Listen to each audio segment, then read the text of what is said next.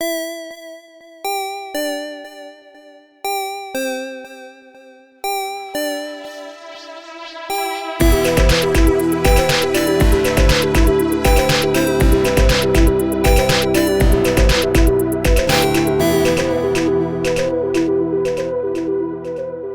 in a new place, and I have to say I am confused and scared about it. Can someone please comfort me? We had to bring Jake in here in his crate. Yeah. And let him explore.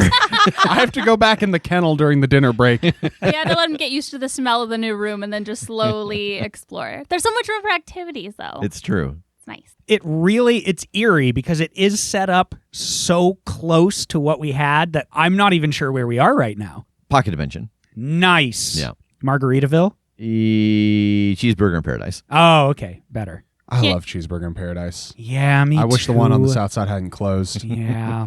We still have to do that photo shoot there. Oh, yeah. I totally forgot about that. Isn't it like It's a Mexican Chuy's restaurant or something now? Yeah.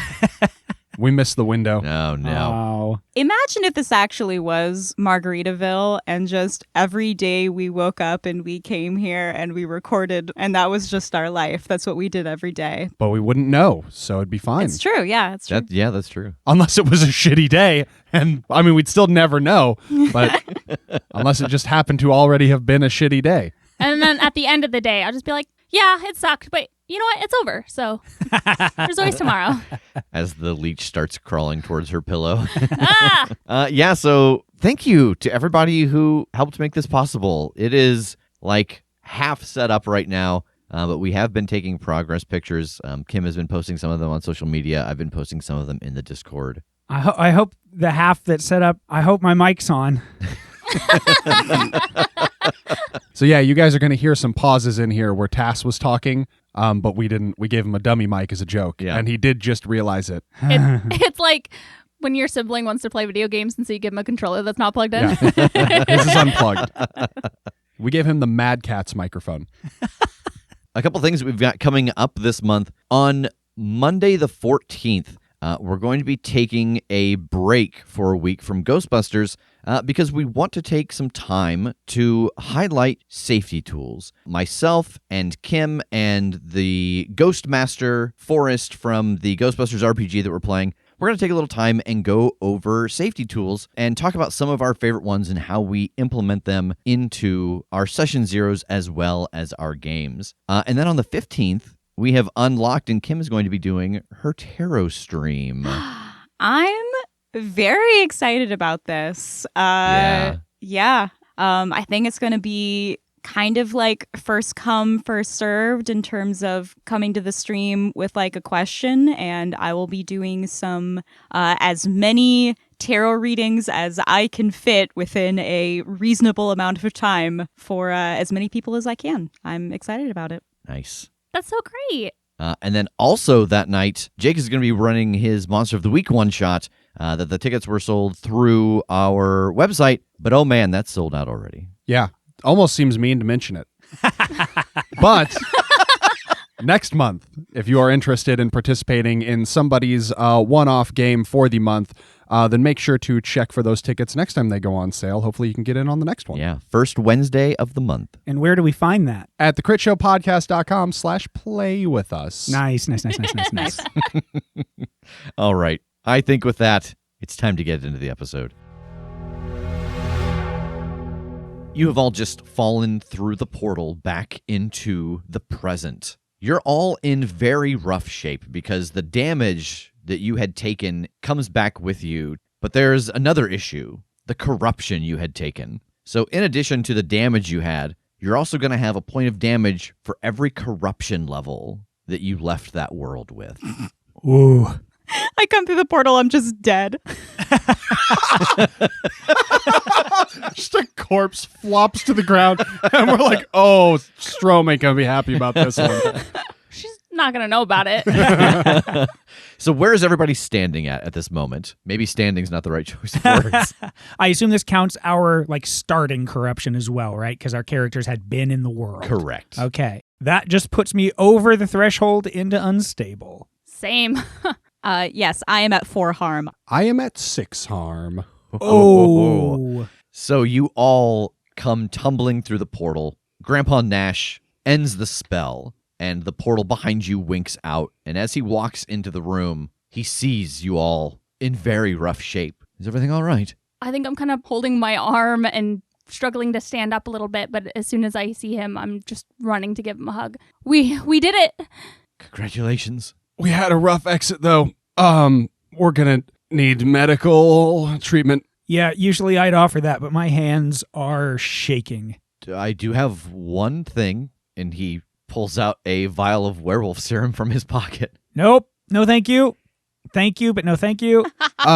Rev, remind me how the sleep worked in Elnor. That was their I was like, I don't remember how sleep works. Oh. That's how they don't die, right? They have like a mega heal chamber. Yeah, they have a basically a chamber you go into, and you kind of go into a very deep sleep. And it's what stops them from aging, and it heals them, keeps them free from disease and things like that. All right. No, I can't teleport. I can't teleport to Elnor anymore. Oh, no. All right. I want to look around. I need a Post-it note. I need a tennis ball, and I need a rubber band.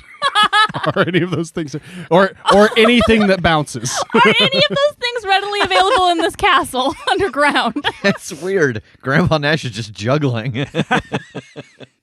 No, I do. I think I stand up and am just kind of falling from surface to surface here, trying to stay on my feet, but looking for something I can write a note on and something that will make a ruckus, because my pocket dimension goes to Elnor and I don't have a way to get there, but I just want to chuck a message through to ask them to please open a portal and get us, because we fucking need their help. Okay. Yeah, I think that there is a Post-it note or a piece of paper, and then there are some metal tools inside of the laboratory area. I just open the latches on a toolbox and just huck the whole thing through so that it will clatter on the other side. What are you writing on this note? I am writing, can't teleport anymore. Very, very hurt. Can you come get us? So you open up your portal and throw this piece of metal. I imagine it's like a really old Bunsen burner or something. And I say, okay, Elnor, I don't know exactly how their thing works, but nobody dies there. So if they'll get the message soon, then I think they'll be able to take care of us. I think for the moment, we just take 5.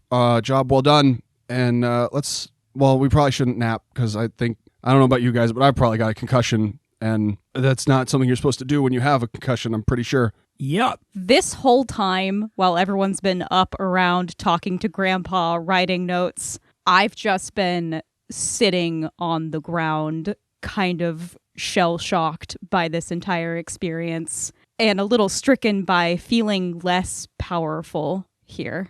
I think kind of on the opposite side of that, I had this feeling of energy kind of come back to me as I came through the portal. I think I opened up the chat room, and this time I extended out to Kim and Grandpa. Can you all hear me right now? Yeah. Uh-huh. I think I also kind of just slump to the floor and breathe for a second and just give this big sigh of relief. I want to go hold out a hand to Kim to help her up. How you doing? This is really weird. You feel different? Yeah, I feel less like the volume got turned down really unexpectedly. You're not less. You're just different. And we'll be happy to sort this out with you. Whatever you need. Yeah, okay. And after a couple of moments, there is a flash of light that comes in from one of the windows. Yeah, I want to go peek out the window and see what's up. You peek out the window, and there is a glowing circle on the ground. There are runes etched throughout the stone, where it has appeared, and Ferguson is standing in the middle of it. Oh, thank God. All right, there's our ride. I want to lead us all out front to Ferguson. As Jake leads you all back through the castle and outside, Kim, you see standing inside of this magical circle just outside of this glowing dome that's over the castle, an old man made of bark and leaves and vines. He's got a staff in one hand, and he's just smiling. So this is Ferguson. Hey, man, it's been a while. Yes. How's it going? I'm wiping blood from my lip. So this is Kim, and we would very much like some help. Oh, what can I do for you? As you can see, we are in very bad shape physically. I remember that you guys have a healing sleep. Is that something we could partake of in any way? Well, yes, of course. I'd be more than happy to help you out. Everyone into the circle. Yeah, I drag myself in. Yeah. You all step in, and he taps his staff on one of the runes, and there's a flash of light, and you're all standing in the middle of the room of magic. This room hasn't changed much since you were here last, Jake, but for Tass, it's much larger than the last time you were here. There are about a dozen rings covered in those runes. They're all glowing with magic, and you see the glowing spirits of Rachel and Reeves. Wow. I don't know what I was picturing, but this is amazing. Yes, it's worked out very well. You took that necklace back with you, and it just keeps sending magic back through. So we were able to build additional runes to... Oh, I'm sorry, you're all in very bad condition. I'll explain how this all works later. Come, follow me. And he exits the room of magic and takes you up onto the parapets and through the main hall. And you notice that as you enter into the main castle, there are a couple of statues. There is one of Queen Leah, there's one of Ferguson, there's one of Fox, and then there is one of Jake, one of Tass, and one of TJ, and it's all the way that you looked the day of the battle, and they are lining the hallway. I think as we walk, I am like half-heartedly explaining to Kim, I'm like, this is another world. This is the Elnor, as I believe you read about in the notes. Welcome. It's forested and beautiful, and it's going to save our lives. He is explaining all of this, and I am just, again, wide-eyed and occasionally nodding and offering ahas, but otherwise very overwhelmed. I've been here once before, not for very long, but I don't think I fully understand what we're trying to do right now. They have a... Ferguson, what term would you use? A ritual? A procedure? A procedure sounds kind of sterile. It's the Chamber of Rest, as he starts to open a large double door that has two guards in front of it. Yeah, and I'll kind of walk in and like gesture to all of these pods. Yeah, and what you see when you walk in is almost like the arches at the Colosseum. There are just rows and rows and rows of these arches going up as far as you can see, and they are filled with these people made out of plant life, and they are frozen stock still, and there's a slight glow coming from the center of the room that's washing over everyone in here. They got magic that restores you. It keeps everybody here from dying. When we get in, it'll heal us up. We're gonna take a nap, and we're gonna wake up feeling excellent, and that is the dream, isn't it? How long is that going to take? I'll be honest, we've never done it on humans before, but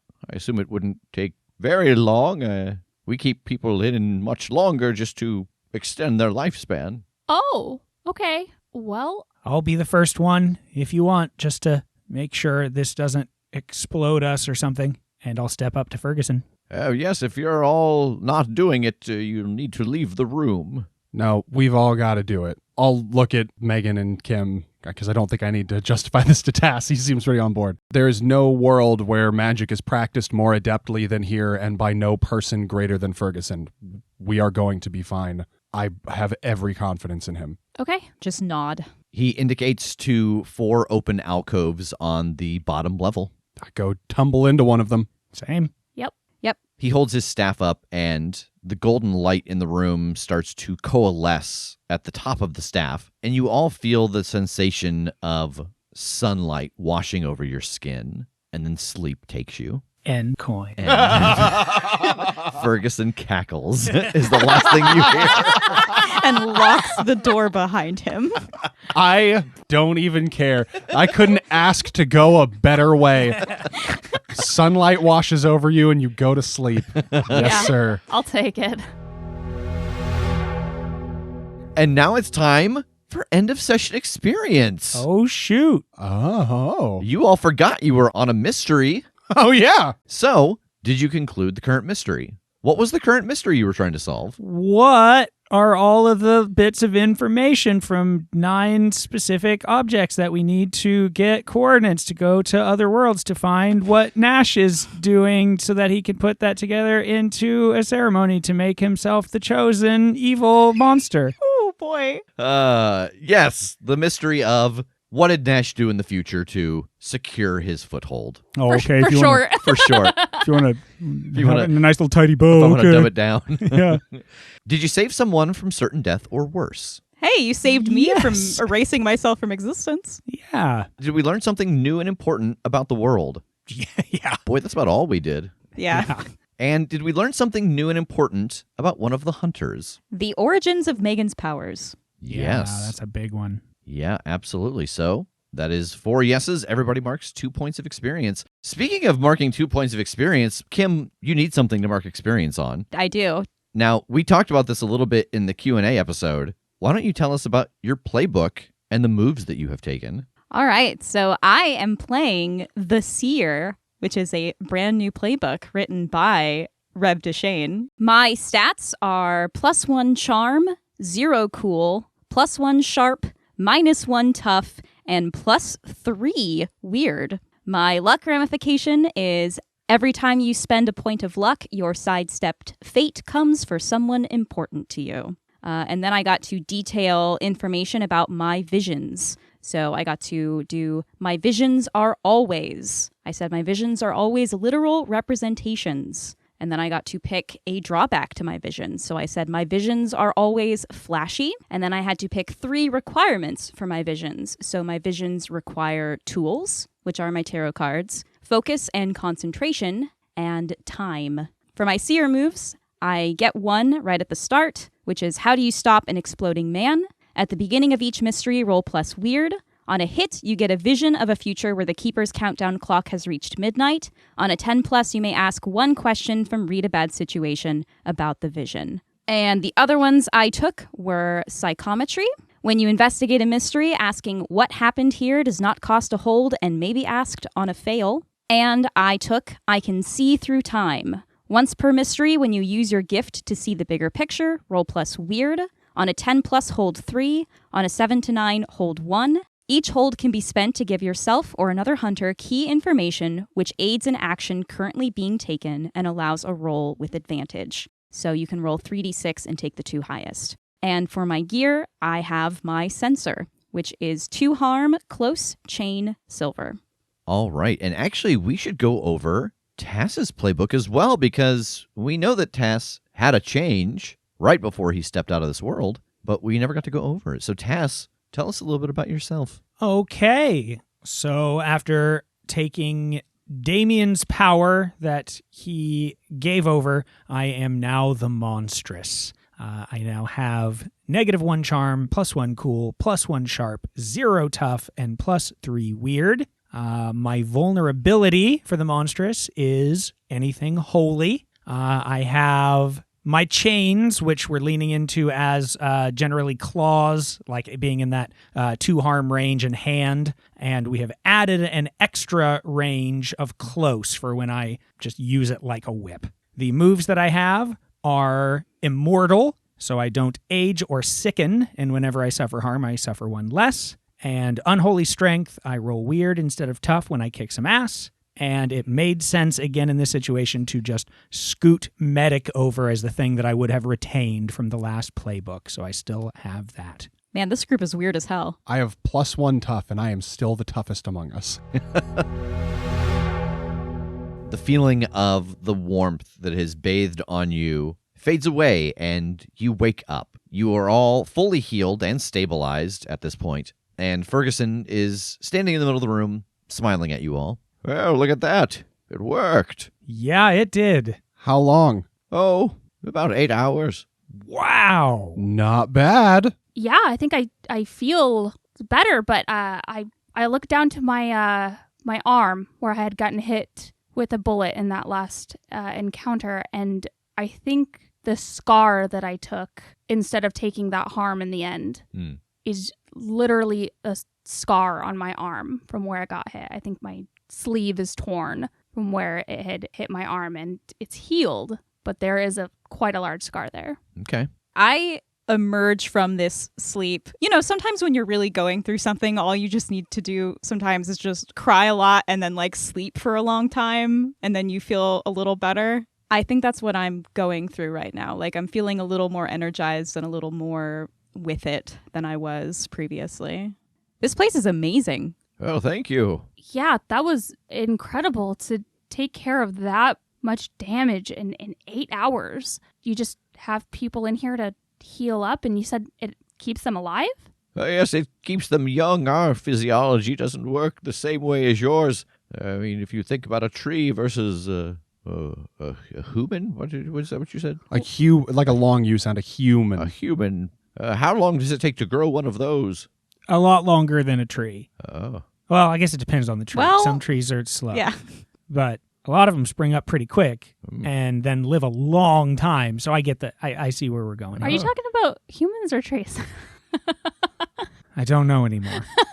Okay, so we were in there for 8 hours, and we are all equally back up to snuff. Do we think that this would be enough to keep James alive? Oh, shit, that's brilliant. If we could figure out how to get him here fast enough, yeah. Well, because the danger is that he's been other places so long it would catch up to him if he went back home, right? Right. Yeah, if you could put him here. Don't you have a communicator or a way to talk to him? Yeah, we just haven't had any good news. Maybe we can get him better before, the negatives take hold.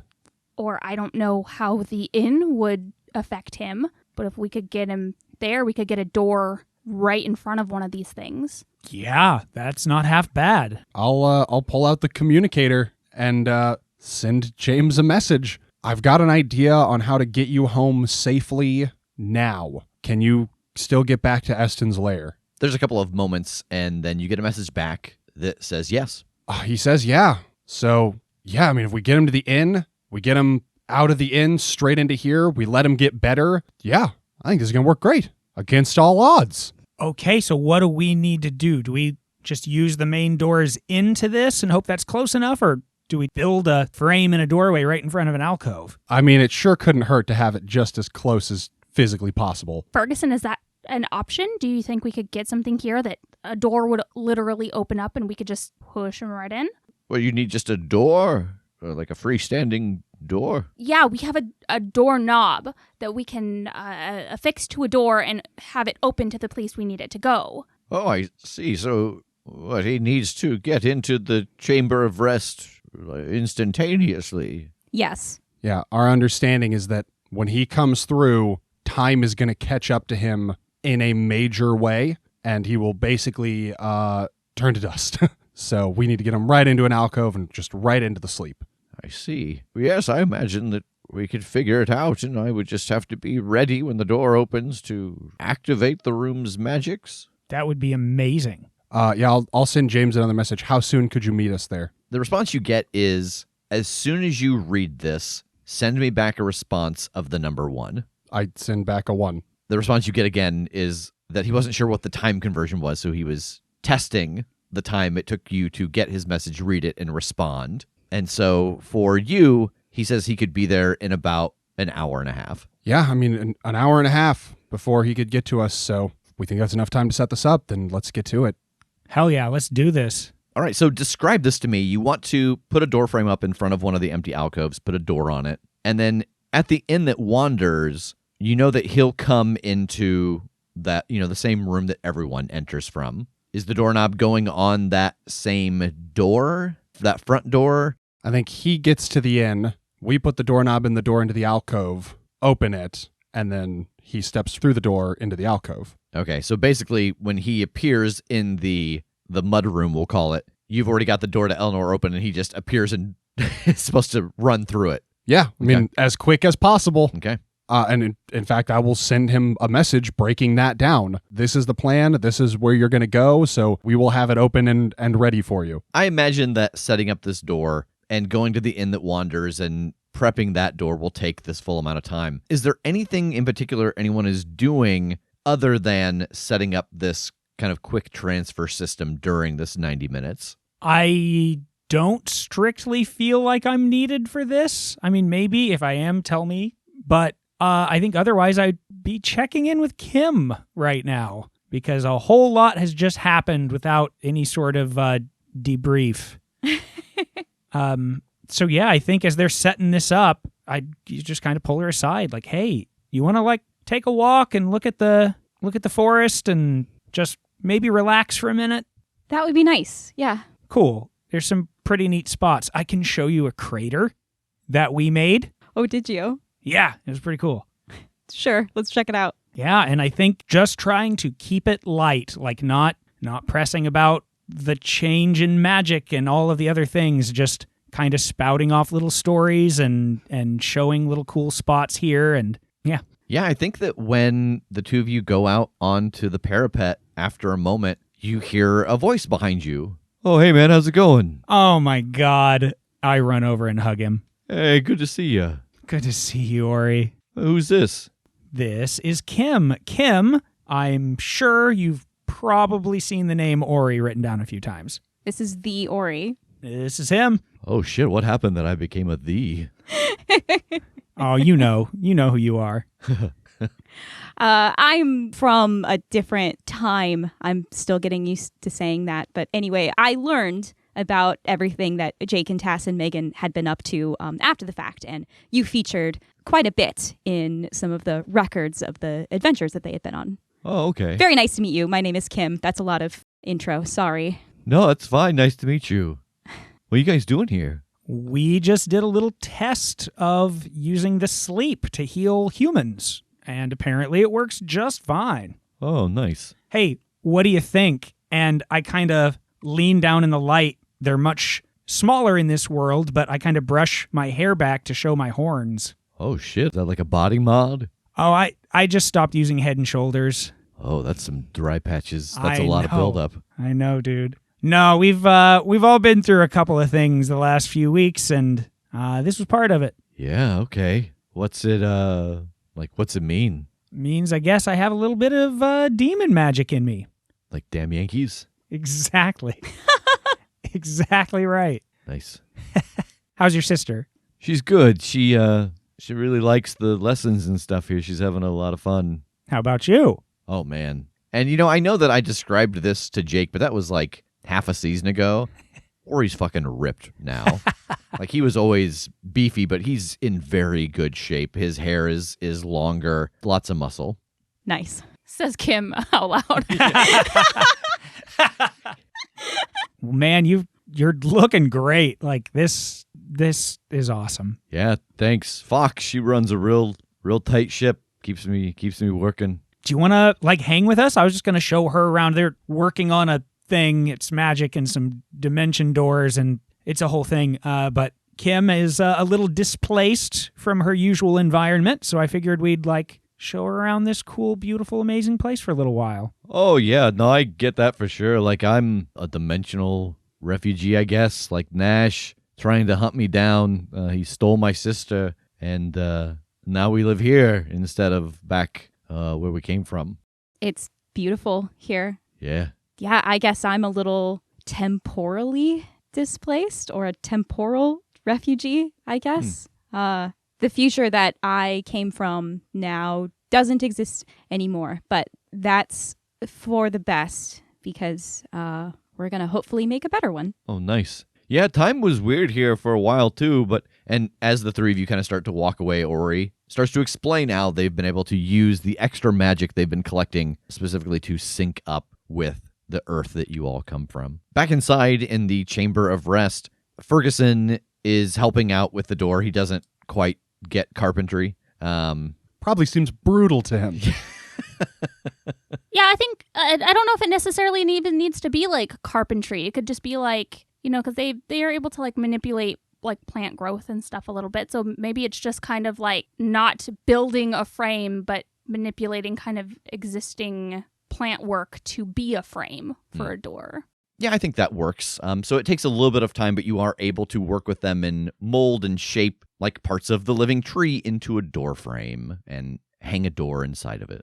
All right. Well, I'm going to head to the inn that wanders now to prep for his arrival. All right, so you put the silver doorknob in and head over to the inn. It's pretty quiet when you come into the entryway. You can hear Trog around the corner kind of bustling around at the bar, but at this point there's no one in this entry area. Well, I will go make my presence known here. I'll go around the corner to where I can hear Trog. Hello, sir. Oh, hey. How you doing? Great. I am about to set up a pass-through here, FYI, over from like you remember in the long ago when there was the swirling blackness? Oh, yeah. Yeah. From there to the main door. So just FYI, I'll be in and out for a minute. I'll come back. Okay. But are you back from... Oh, yeah. Oh, well, welcome back. Thank you. It went... Can I tell you something? Get over here. Come here. Yeah. And he comes out from around the bar and walks over. Put an arm around him. I get right up in his ear and I go, it went better than it had any right to go. No kidding. Yeah, I know. Not like us, huh? Oh, maybe you're turning over a new leaf. I hope so. And I'm going to go get kind of the pathway, the runway clear from point A to point B, and make sure that I've got the door set open to the Chamber of Rest so that he can just burn right through and into his pod. Okay, so I think that setting up these two things between, shaping the tree and everything in Elnor and then the time at the Inn That Wanders takes up the 90 minutes that you have. All right, let's get him back. And I will open up the chat room. Hey, sorry to cut the tour short, but I think we're ready to go. We'll be there soon. When Tass and I are walking back to the Chamber of Rest, having left Ori, I want to just nudge him a little bit. I know what you're doing. What? Trying to distract me or make me feel better about everything. Thank you. I appreciate it. I think we did the right thing. I think I did the right thing. I'm gonna be sad about it for a little bit, but that's okay. Yeah, that's all. That's just what I wanted to say. I see what you're doing and I appreciate it. I give her a big hug.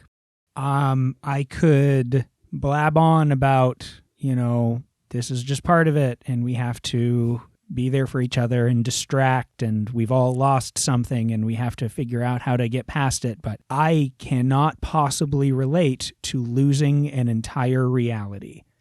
So just know that we're here. Mm-hmm. And you're right. We did the right thing. We're going to help a lot of people. We are going to help our future and we're going to do it the right way. And we could not have done it without you. So whatever you need, just let us know. I'm really excited to see James again. Me too. All right, let's do this thing. Yep. All right, so you have gotten this doorway set up in the Chamber of Rest. Ferguson is set up in the middle, ready to cast this spell. He does tell you again, just like the first time that you all went through it, whoever is in the room when he activates it will go to sleep. So just something to keep in mind is whoever rushes or pushes James through the door. You get a message from James on the communication device that he is ready. All right, everybody piss off. Clear out unless you want to take a nap. Yep, we'll run out. Sounds good. Okay, Megan, Tass, and Kim are in the hallway outside of the Chamber of Rest in Elnor. Correct. Okay, and Jake is standing in the Inn That Wanders, looking into the Chamber of Rest with the door open. Correct. Okay. All right, I will give Ferguson an affirmative thumbs up, and then I will shoot James a message that it's go time. Jake, I think this is going to be an act under pressure to get James, as soon as he appears, through that doorway. I'm going to Raiders James Francis Tincher right now. Like, I'm going to fail this roll, and he's just going to turn to goop. Hey, you have luck. That's true. You have a fresh playbook, baby. You got all that luck. I'm going to spend 2 bond with the ship. Wait, fuck. All right.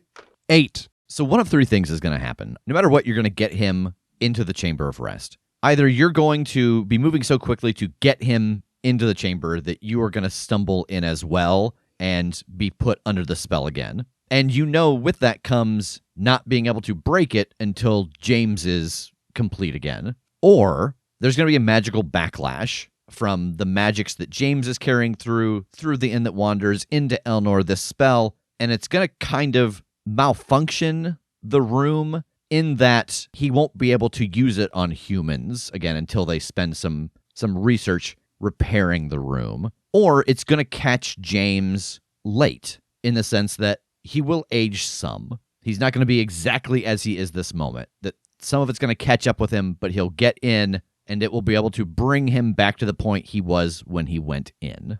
It's weird because I feel like usually you offer me like 3 negative things, but what you've given me is 2 negative things and another opportunity to take a nap in a sunbeam. That's true.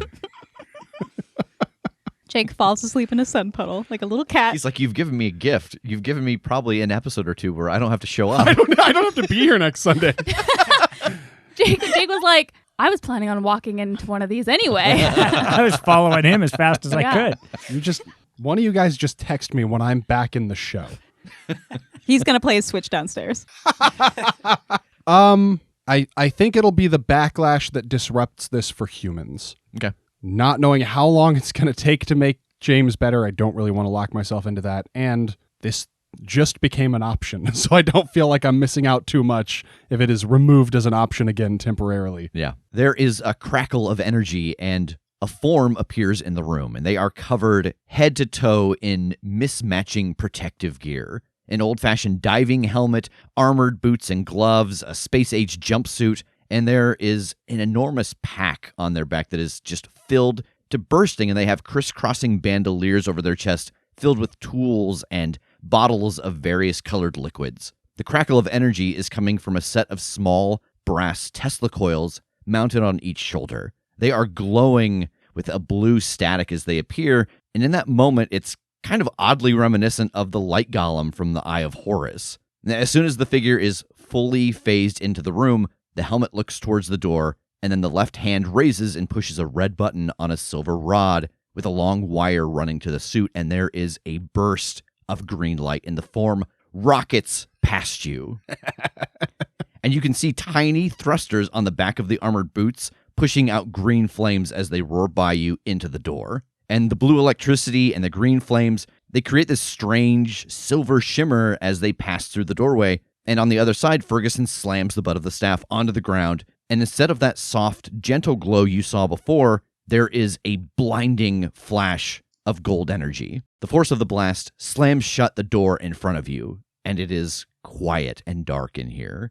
And then after a few moments, the door opens, and Ferguson is there holding the clunky diving helmet under one arm, and over his shoulder you see inside the alcove, sleeping soundly, bathed in the golden light, James Francis Tincher.